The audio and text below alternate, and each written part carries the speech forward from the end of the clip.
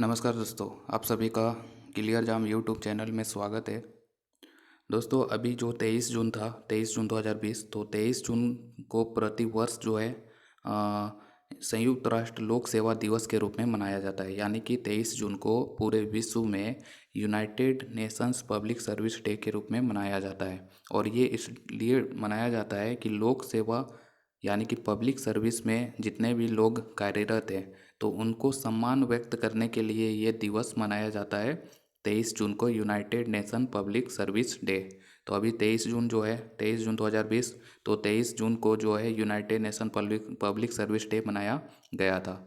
और इस public Service day जो है, तो इसी से एक याद रखना है कि इसी दिन जो है एक अवार्ड भी दिया जाता है। जो यूनाइटेड नेशन है तो उसके द्वारा एक अवार्ड दिया जाता है, संयुक्त राष्ट्र लोक सेवा पुरस्कार, यानी कि यूएन पब्लिक सर्विस अवार्ड।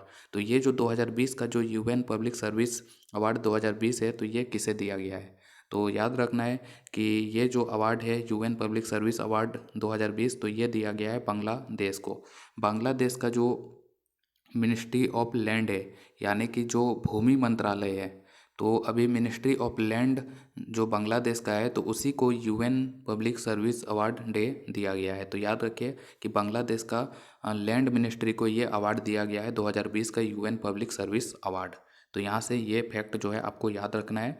और यहाँ से देखिए जो 23 जून है, तो याद रखिएगा 23 जून को ही United Nation Public Service Day के रूप में मनाया जाता है। और 2020 का United Nation Public Service Award जो है, तो ये बांग्लादेश को दिया गया है। और अगर भारत में पूछा जाए कि भारत में जो है सिविल सर्विस डे कब मनाया जाता है, तो भारत में 21 अप्रैल को जो है सिविल सर्विस डे के रूप में मनाया जाता है। और भारत में जो भी सिविल सर्वेंट है, तो सिविल सर्वेंट को स्टील फ्रेम ऑफ इंडिया कहा जाता है।